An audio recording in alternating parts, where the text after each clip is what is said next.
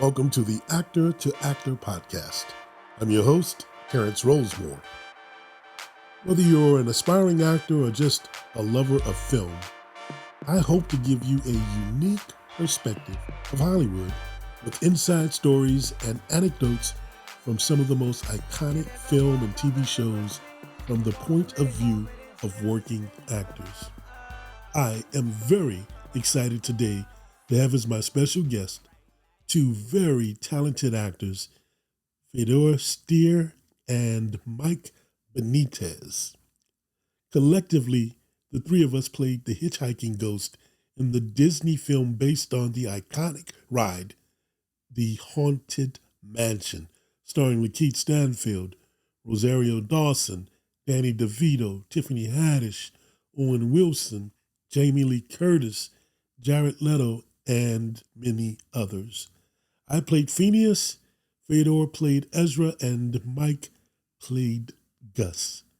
Fedor has appeared in some of the most iconic horror and sci-fi projects, such as Netflix's Haunting of Hill House, Bloodline, Sleepy Hollow, The Gifted, America's Most Wanted, Graceland, and Dr. Sleep. You've seen Mike in She-Hulk, The Do-Over, Serendipity, Tycoon, Ant-Man, Burn Notice, Cop and a Half, and many other TV and film commercial projects. Without further ado, Fedor and Mike Benitez. We are following the SAG rules, so if you are listening to this podcast, that means the labor strike is over. Yes. What have you been doing with your free time since did I say that? Did I say your first name correctly? That was pretty close, Fedor. Fedor. I'm like trying to stay involved as much as I can without really being involved in breaking the strike. In the last few months is working out. I've been hitting the gym hard, man, because I've been working more and more towards being a creature actor, and that's where the foam latex suits, the heavy headpieces, it's physically demanding work, and I realized the last couple of jobs I had, I said if I want to keep doing this, I got to stay in shape. So I've been hitting the gym hard. Signed up for a half Ironman triathlon coming up in December. Wow! So I'm doing 2-3 hours of workouts every day. Now wait, Fedor. Out of the three of us, you are already in great shape. How much better shape can you get in? It's never enough, man. It's never enough. It can be a little addicting. It's true. I've got some good friends in me, so it's a bit of my social life as well. Awesome. So, and I'll chip in what I've been doing, man. I've been writing, spending time with my family as far as downtime in between projects. I always try to find something creative to do in between those little lulls in work. So, Mike, tell me a little bit. Which is very important to stay creative, by the way. That's a good thing that you do. It absolutely. Because I think at the end of the day, man, we all originally got into this to tell stories. And so anyway you can tell stories, whether that's writing, dancing, singing, playing music, whatever your deal, art. So Mike, how did you get your start? First of all, before we, what made you? Why did you want to become an actor? I was a big fan of Happy Days a long time ago. I'm that old, and of the Fonz. I used to have his poster in my room, and one day I saw him in an interview, and he was completely different than what I saw on TV. And that's when I first realized that's what acting is. And that's when I realized that's what I want to do. And I saw in an interview that you can study it, and you can become a better actor, and you can get paid for it. So ever since I was like 11 years old, I decided that's it. That's what I want to do. Everybody in my family made fun of it. Oh, you'll grow out of it.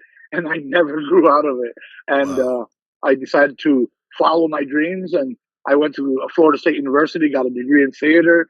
With specifically acting, and I did an apprenticeship at the Coconut Grove Playhouse for about 1.5 years, and then I just pursued it that way. I did a lot of plays, lots and lots of plays all over the country, and I started doing commercials, and that led to TV and film.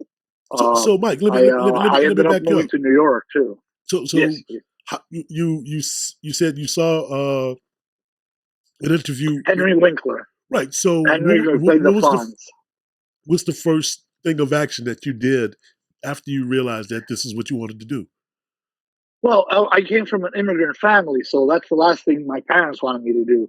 So once I got into high school, I started taking acting classes, and I started competing in the high school level, and then started doing high school plays and things like that.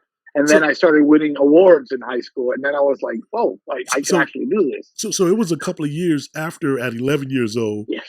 watching Henry Winkler. So between 11 and high school, a couple of years, did you do anything, or were you just still dreaming? No, I was still dreaming, but what I did was I watched a lot of television, I watched a lot of movies. I saw movies that probably at that age I shouldn't be watching, like adult films, not adult films, but movies that are not for kids, rated R movies. At the time, there was no PG-13, but that type of film. Now wait, and before I saw, we started, was that you saying that if you said something about your adult film background, I could cut it out? Was that you, or was that Fedor? No, that was me, but I didn't. I'm just messing with you, man. Adult films. We'll get into that later. No, I'm kidding. Absolutely. I started watching movies with like Al Pacino, Dog Day Afternoon, and Robert De Niro, those type of actors, and that was just even more inspiring because I just noticed how great they were, and I was like, that's exactly what I want to do, and I want to just learn and learn and learn. Finally, when I got the opportunity to learn, I go ahead and started taking classes, and I started growing there, and there was no stopping me from there on. I just kept going and going and going, and people made fun of me. Oh, you can't be an actor. You're a Cuban kid. Nobody's going to pay attention to you. I'm like, yeah, but somebody's got to start somewhere. I would tell all my friends that, and they'd laugh at me. And now they don't laugh anymore. They go, hey, what's your next film? So Fedor, how did I didn't mean to cut you off. How did you get your start? What made you want to become an actor? That was not the original plan at all. I was working in the Canadian Coast Guard as an officer, and then I had a job and a business doing swim coaching and personal exercise training, exercise rehab.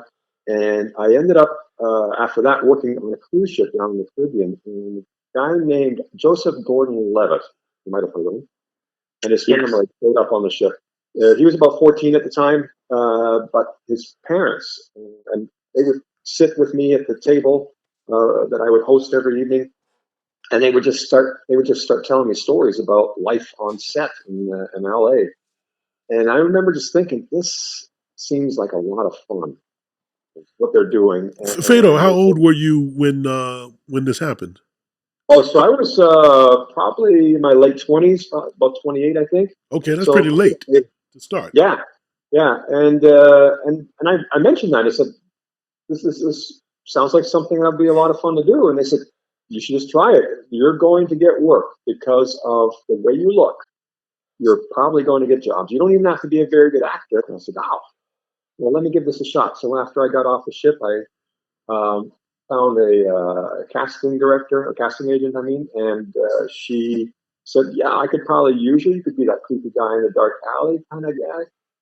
And my first gig was a few weeks later as an extra on Honey, I Shrunk the Kids, the TV show. Was this in Canada or in America? This was in Canada. This was up in Calgary, believe it or not. And, Calgary? Disney had some projects going up in Calgary at the time. And can you say tax credits?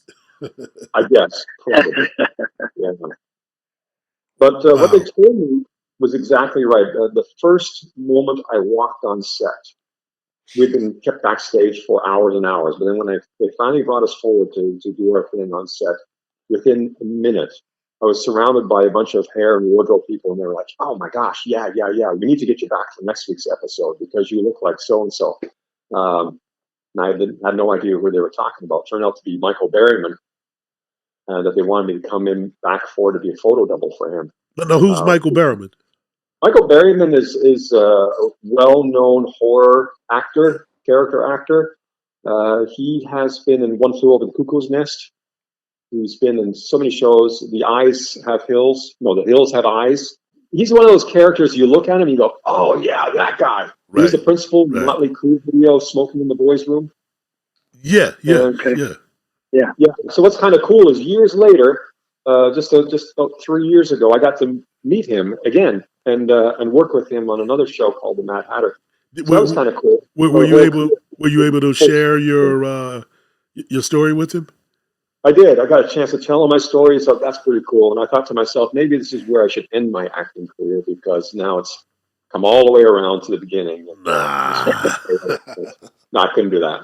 There's too many other good Cool. things coming. Great. So Mike, let me ask you. Yes. Growing up, you had that period between 11. Some of the people that inspired you. I know you mentioned De Niro and who else? Pacino. Well, yeah, and Henry Winkler, I was a big fan of his as the Fonz, and he was like my first inspiration as an actor.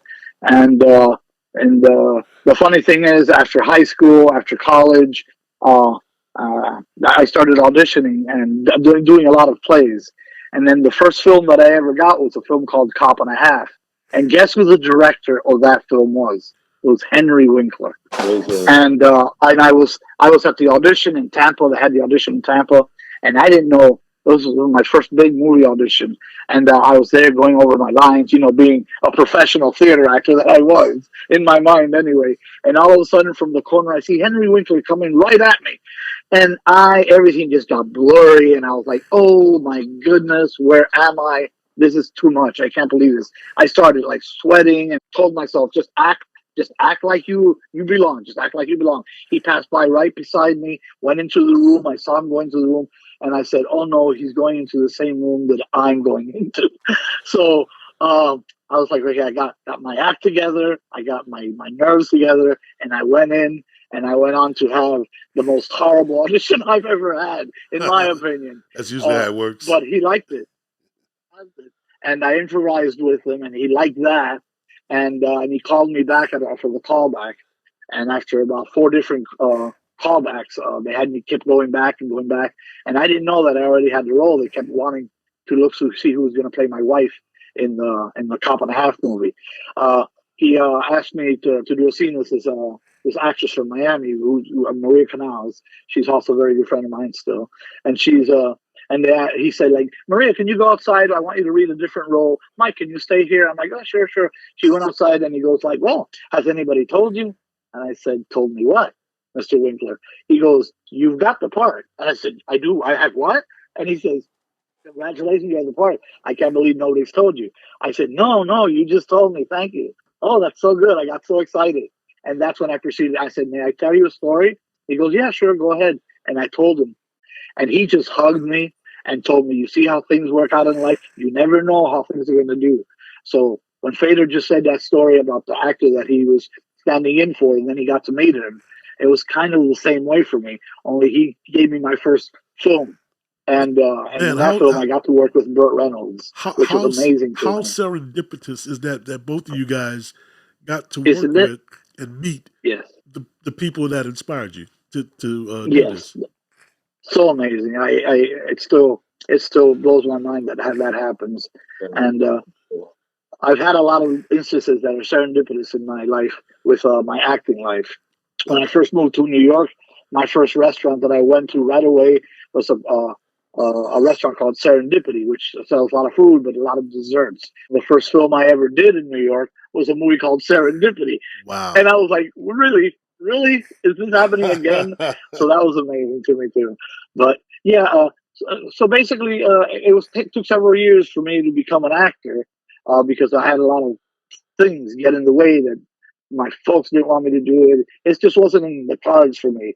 But I kept going and going and going, and then I remember when I graduated from college, I was heading back home, from Tallahassee, and my mom said, "Well, now that you got that out of your system, you come down here and you get yourself a job." And I got so mad. I was like, "You kidding me? This is where I'm starting," and and I just never gave up on it. I just kept going and going and going. Wow. That's it. You don't give up. But Terence, what's your story? How did you get into acting? It's not as sexy as what you guys have just explained. But you're a sexy man. I was always a class clown, and I had an uncle that did community theater. And he'd always would tell me, "Hey man, you need to do this." And And I was like, yeah, whatever. But when I was 25 years old, me and my then girlfriend were at a play called Beauty Shop. And there was a guy who came out, and he was about my age, and he was muscular, and I was too at that time. And every time he came out, all the women in the audience would Google, oogle and ooh. And I'm sitting there with my ego and said, I could do that. And my girlfriend said, well, then do it and stop talking about it. And she just went off on me. And it was mostly female audience. So everybody's laughing at me. And so, you know what? I'm actually talking about it, but mine was serendipitous too. I think that's why we're friends, because I'll tell you what happened. It was a Saturday night we went to the play. The next day, I'm still in my feelings, and I'm sitting there mad at the way she showed off on me, because normally I was the funny guy, and everybody's laughing at me. But then I said, you know what? She's right. People have been telling me I'm funny and I should do this. I'm going to do it. I didn't know how, I didn't know when, I didn't know where, but I'm the type of person, I think you guys are too. Once you put your mind to something, you're going to do it, right? You're going to find a way. Mhm. The next night, I'm going to my evening class at Southern University in New Orleans, and on the door was a poster for auditions for a play. And this is before cell phones where you can take a picture. So I said, when I get out of class, I'm going to write all of this down, and I'm going to, consider going to this audition. So I go to my literature class, and Dr. Ted Gilliam, who was the founder and director of Dashiki Theater, where I got my start at, he was my literature instructor. He was passing out papers. And as he passed my paper out, he said, you have a very booming voice. You should come out and audition for my play. And I did. And there were two roles. One was a lawyer and one was a delivery man. And the delivery man didn't have a lot of lines. So I was like, that's perfect. I can roll my sleeves up, show my biceps, come in and look sexy. I got to say, I'm not going to embarrass myself. I got the lawyer role, which was a lot of litigious, just very complicated dialogue. It was a bigger, all I wanted to do was just put my toe in the water. So serendipitous, that's how I got it, from being challenged by my girlfriend on a Saturday, and then Monday, literally walking into class. And that's how I started doing theater and plays and all that kind of stuff. Fedor, That's an amazing story. who were your inspirations once you realized that you wanted to get into acting? I'm not one to have favorites. Like you can't tell me, or I can't tell you that I have a favorite color or a favorite car or a favorite song, a favorite actor. I don't really have favorites like that. But I did, as my career progressed, start hearing certain names. And this probably happened first when I did The Haunting of Hill House. Some of the prosthetics I was wearing were sculpted off of Doug Jones. Now, if you don't know, Doug Jones is a creature actor as well. And he's been around for a long, long time. Yeah, I'm looking at a picture now. Now I'll see exactly what you mean. Yeah, I think he's in one of the Star Trek shows that's going on now. He's done a lot of those type of creature roles. He's wonderful. Yeah, he's been around for a long time. He does some he does some roles as a human as well, but he's very good at creature roles. And I kept hearing his name over and over, and from some of the makeup artists that I've worked with, and they say, you remind us of Doug Jones. You're kind of doing the same kind of thing, and your career path is going in that direction. It wasn't purposeful. I didn't set out to become a creature actor. That's what's happening, and that's the direction I'm going. Man, that's amazing. Look, make it work for you, man. So Mike, I got a question for you. What was the first time you got paid to act? Oh, well, I was before I went to Florida State. I was doing I was at a community. I was at Miami-Dade Community College, and I was doing plays there and stuff. And then I started working at the Spanish theaters here in Miami. Wait, Mike. I hate to interrupt you. You said a 90-day community college? No, Miami-Dade. Oh, my. Okay. Yeah. Before I got my AA, my Associate Arts, before I went to Florida State. And I was doing plays there. And one of the teachers, he was also an actor and a director at one of these Spanish theaters in Miami. And he says, we need a stage manager. So I needed a job during the weekend. So I started stage managing plays. Stage manage a new play. I also told the director for a play that came from Spain, which ran for over a year. But I got put with him to be a stage manager. And I told him, I'm also an actor. He goes, oh, really? Well, I might need you because one of our actors I might lose. He's also a choreographer, and apparently they were having problems. And the day before we opened, I was the stage manager. He had a big blowout with the choreographer, who's also had a few scenes in the show, and he fired him. And as soon as he fired him, it was a big blowout. He turned to me and goes, "Mike, you ready to go on tomorrow?" And I said, "Yes, sir, I am." And I was not ready. I had Wow. nothing memorized. I just told him yes. He goes, "Okay, we're meeting tomorrow afternoon. We'll rehearse, and you're on tomorrow night." And that show was my first paying gig as an actor, and it ran for over a year. Wow. The only reason I Amazing. didn't finish it, the week before we closed, I ended up having to go up to Florida State to get my bachelor's degree to go ahead and study there. But that was Nice. my first acting job, and it was a wonderful experience. I learned so much. He was Manolo Codeso was his name. He was very, very famous in Spain, and Wow. he was a genius, a comic genius. They called him the Bob Hope of Spain, and I learned so much with him. And he took me under his wings, and he didn't want me to go to college because I'm going to teach you the ropes and all that. I said, well, in Spain that may be good, but in America you need a degree. It's going to be helpful for me because if I don't make it as an actor, at least I have a college degree. And he goes, okay, you do that. And he's passed away now, but Wow. he was a mentor to me, and I learned so much about comedy through him. I do a lot of comedies. I can do any other stuff, but And I learned a lot of comedy through him. I want to say, man, from the time we worked on Haunted Mansion, both of you guys are great comedic actors, especially that scene, our biggest scene, which they didn't put in the movie, when they had the crane Yeah, on us looking up. And I yeah. got to watch both of you guys on your isolation shots, and it was like, I was the last one. I was like, oh my God, what I'm going to do? These cats are killing it. Fedor, Oh, so I'm assuming your first time getting paid was the first extra gig that you did? Yeah, that Honey I Shrunk the Kids. Well, the funny thing about that was also the last one I did at all for years and years because I did that gig, and then right after that I moved to the Caribbean. My wife, we moved to Wow. Thailand. Uh, wow. I had a teaching career there for a while. We moved to Abu Dhabi, we moved to Florida. We had our kids, and that whole time I'm thinking, man, that acting thing really seemed to be happening for me. I wanna get that little shot at some point. So I waited until our kids were probably about 6 and 4. It was a little bit easier to start getting away then for a day or so. So how long And was it from the first time until the next time you got I in think front that of the was camera? probably about 8 years, 9 years in between. Wow. Wow. Yeah, and then I came back and I said to my wife, I said, yeah, I think I'd like to try this again. And I found an agent and found online actually. I think was a dual independent film called Sanctuary. Uh-huh. And That where were was you located at this time?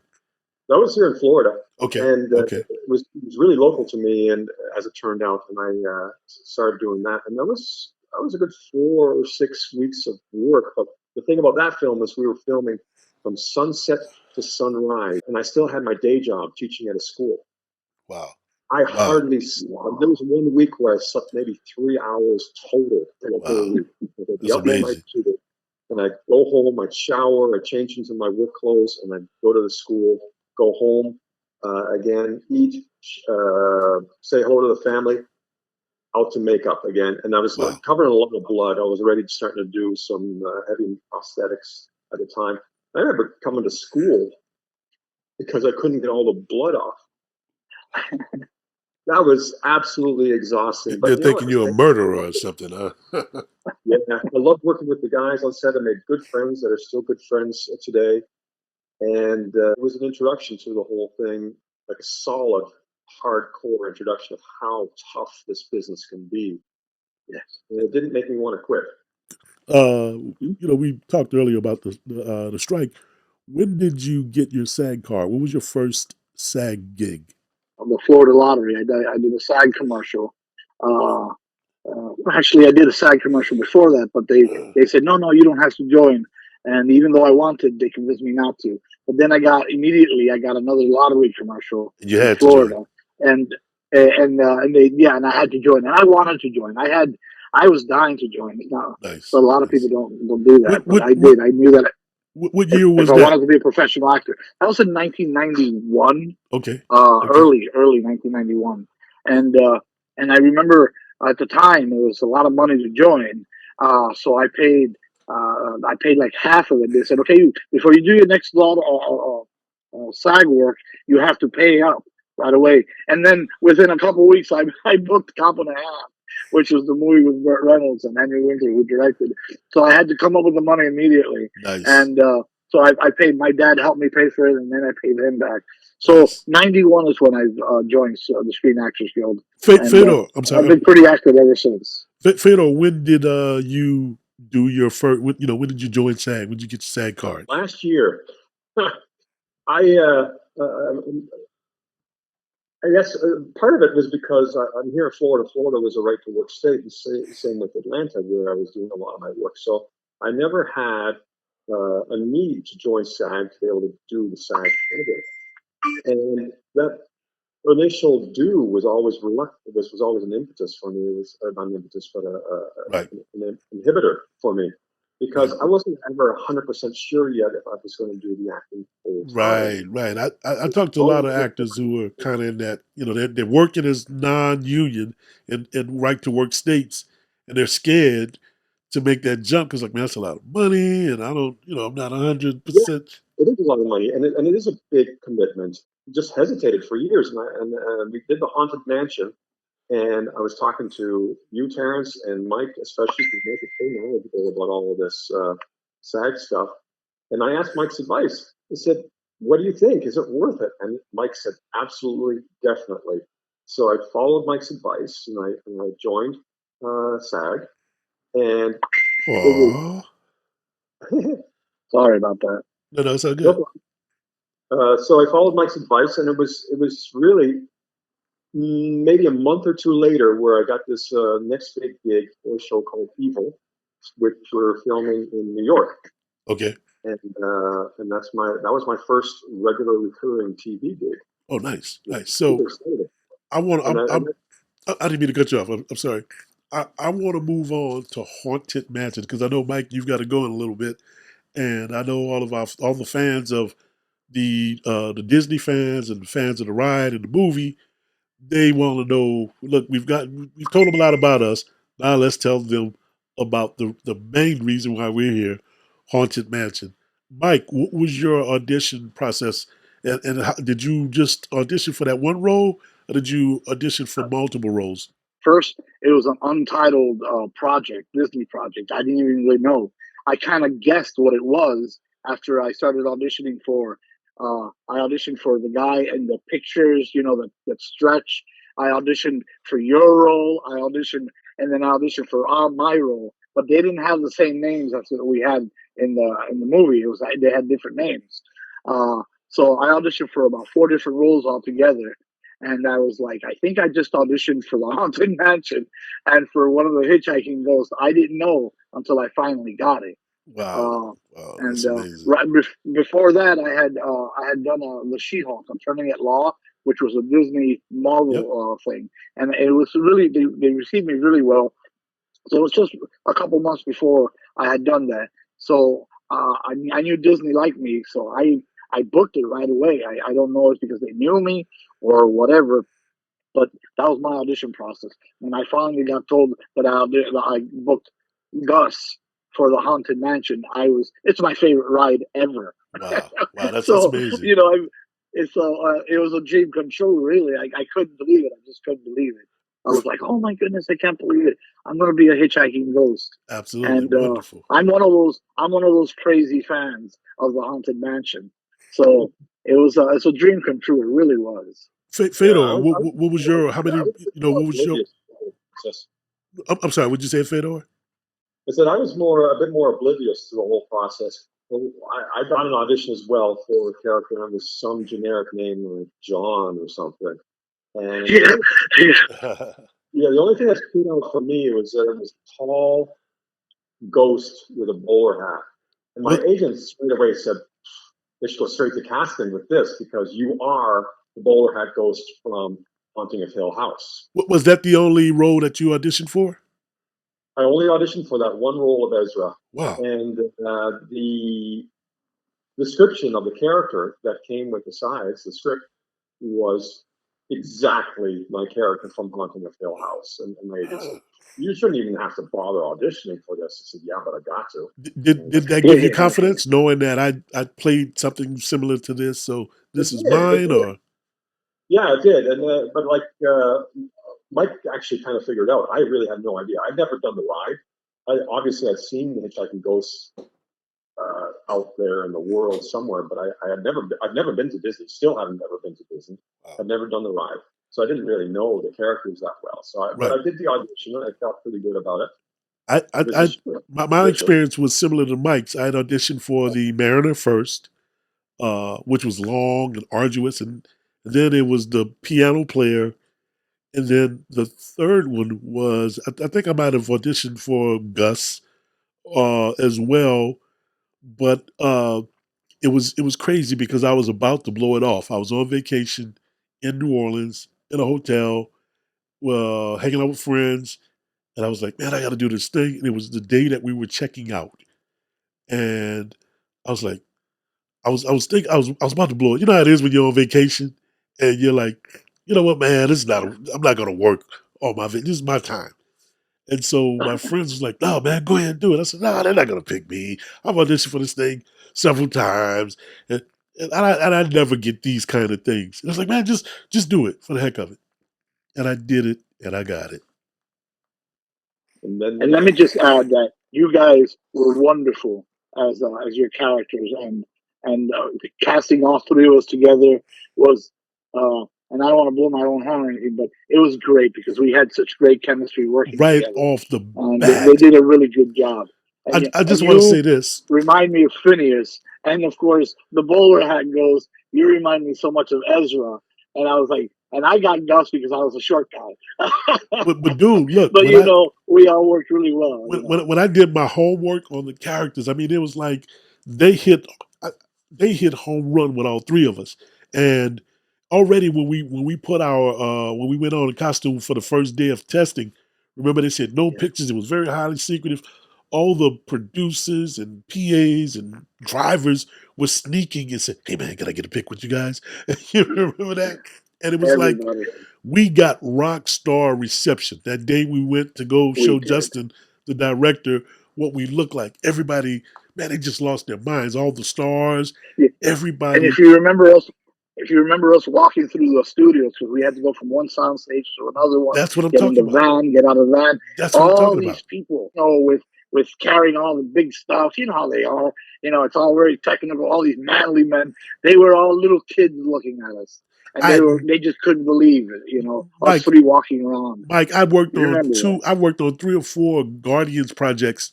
Three. Right. I never had that kind of reception on any movie the day that we did that test. And all the stars wanted to take pictures of us. And I remember telling Terence, I remember telling you, I said, you know why everybody wants to take pictures of us, all these stars? And he goes, why? I said, because these characters, not us, but these characters are more famous than they are. Everybody knows the Hitchhiking Ghost. One of the things I forgot to mention was when I booked it, my agent, Jason Lockhart at Atlanta Model and Talent, he's like, dude, you booked Haunted Mansion. You're Phineas. And I said, who? He said, man, Phineas, he's my favorite. He's my favorite character. And I was like, he said, you wanted to, so I went and looked it up. I was like, oh my gosh, okay, cool. That's good. Guys, I'm going to tell you the magic that I saw was on our first take when we were working with Lakeith, when he's coming through that graveyard. And I remember, you guys, both of you guys, especially Fedor, Mike, you've had training, but Fedor is just a natural because he was. Man, both of you guys know, but when we did that first take, and Justin, not once did he give us adjustments on the days that we worked. And we were kind of like, are we kind of doing? And I really wish I'd kept so much of what we had done in the film. Oh my God. Justin, and I got to get Mike credit on that one because Mike just started, we're not on the script. And the minute I said, I spit out this improv, which they didn't keep, but I improv this one line, Fedor, you just kept on, and then Terrence and you kept on, and I was like, Yep, it's like yep. we just scripted this without even But thinking you know about what it, was cool, man? We and never it got was in each wonderful. other's way because Mike, you started it, and my thing was, and then I saw Fedor get in, and so I said, okay, I just gotta. What I'm gonna do is I'm gonna tag it at the end because Mike would start it, Yeah, then Fedor would do his thing, and I just kind of wait and physically do something, and then as soon as I got a pause, I'd put a tag. So the job on me was always whatever scene we were in to find something to tag the scene because you guys was just gonna flip yeah, it on the beginning, and then I was gonna just since I was the third one, and I'm assuming they're gonna pan the cameras across us. So it was amazing how without us either talking to Justin or even talking to each other, how the yeah. chemistry and how we just came up with those ad libs on every single take. It worked so well. It worked And so and well. that first take, as soon as they Essentially, yelled cut, everybody was just laughing and applauding, and I was like, okay, I think they like this. Yeah, that was So they, the very first take when they said cut and yeah, everybody started laughing. I was like, oh yeah, yeah, yeah, yeah. go we're ahead, in. Taylor. It's simply, Mike, you asked Justin and said, "You mind? This is okay." And Justin's like, "No, this is great. We're loving it. Keep doing it." Yeah, Uh, he told Justin, one of the things that Justin, when I asked him that, he goes like, "No, that makes me understand how these characters relate to each other." So Yeah, you just cleared everything up, and I'm like, "Oh, okay, all right." And I was like, "Cause you don't know if you're doing it the right thing or not." I could have gotten fired right there. What are you doing? Why are right, you right. inventing stuff? Disney, I'm just But gonna put this it out. worked out. If you guys need to do a haunted mansion show, and the three of us should be in every episode, and because the chemistry, if you go look at the outtakes, y'all have got gold on the floor. That's all I'm saying. yeah, put I that out think to the universe. There you I go. think that would be wonderful. I mean, it's not up to us, obviously, but they should go ahead and make a Disney Plus series with the Hitchhiking Ghost. I think Absolutely, people would watch that. But and that could be it could be scary, and it could be for kids. It could run the whole gamut. But Well, that's not up to us. We just I put think the it out main into the thing is universe. the film turned out to walk that line really well between funny and scary Yeah, and lovable and caring. The yeah, all those elements of a great movie came together really well in the same way the right. three of us came together at the live the whole film.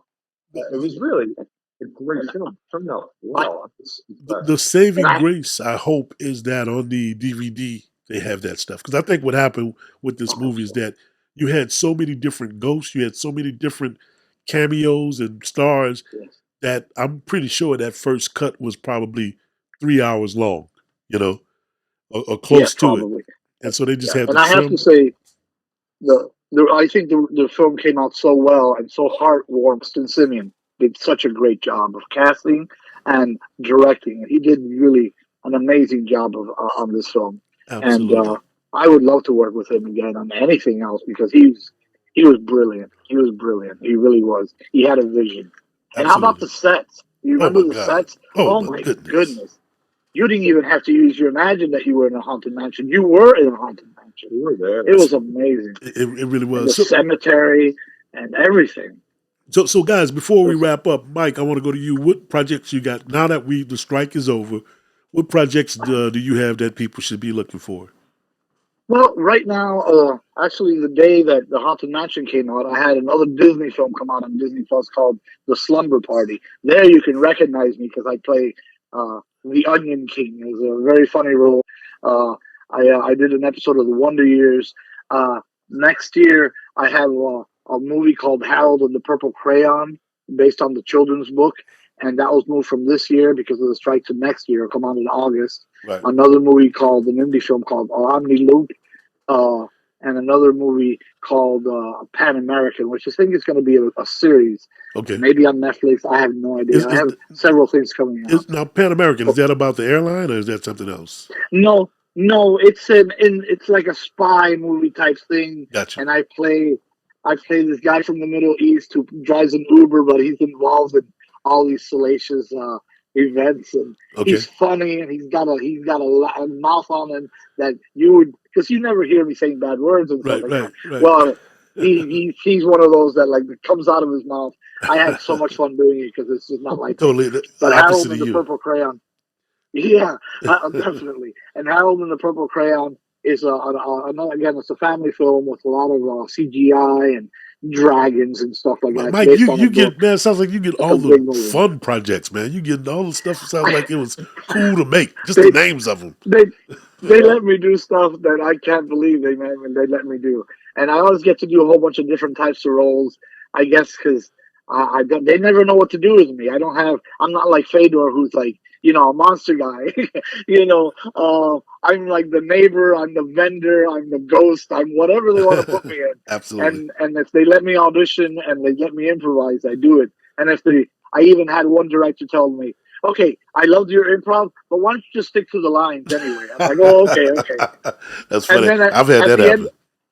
and then at the end, he told me, "Okay, now this last take, say and do whatever you want to do." Yeah, And that's he usually just how let they me do it. go on. And I always use the lines they give me, but if they let me improvise, Right. I always Absolutely. add a little flavor to it. Look, I'd But rather because I'd I love to rather do that. I'd rather apologize. I'd rather ask for forgiveness than ask for permission. Fedor, what projects you got Yeah. coming up that people should be looking for Well, you? after Haunted Mansion, remember Joel Harlow, the makeup team lead that worked with us there, and all the other creative geniuses that were on the set. Well, Joel, I worked with him again on a show called Red One, which has Chris Evans and Dwayne Johnson, The Rock, in it. It's a Christmas movie. I Yep. play a couple of different magical, mythical creatures on that show. And that then led to the TV show that I'm on now called Evil on Paramount Plus that I mentioned earlier. And I play various demons on that show. So again, you On want several episodes, right, Fedor? I'm in the last 3 episodes of season 4, and everything's looking good for season 5. It's all pending the strike, of course. And once the strike is finished, hopefully that'll continue. I think originally it was scheduled for December, so who knows when we'll start filming again. Oh, So And that's you absolutely. worked on that in New York City, right, Fedor? New York City, yeah. So they flying me up Wait. there for a couple of days a week filming there. And then I was also lined up to do 2 other movies that I can't discuss yet, but that is also on hold because of the strike. So yeah, I got a bunch of things in the works. It's Nice. now that I'm a SAG member and doing Congratulations this. and welcome to the club, my brother. I got a few things, kind of like you guys. Can't talk about some of them. I got Rebel Ridge, which is a Netflix deal. I got the Nickel Boys. I got Degenerate. A couple other things. Hey guys, it's been a great show. My special guest on Actor to Actor has been Fedor Steer, who played Ezra the Ghost amongst many other shows, TV shows, movies, and stuff you'll see, and Mike Benitez, who played Gus the Ghost. The 3 of us were the iconic Hitchhiking Goats. I'm Terence Rosemore for Fedor Steer and Mike Benitez saying thank you for listening. Thank you so much. You're welcome.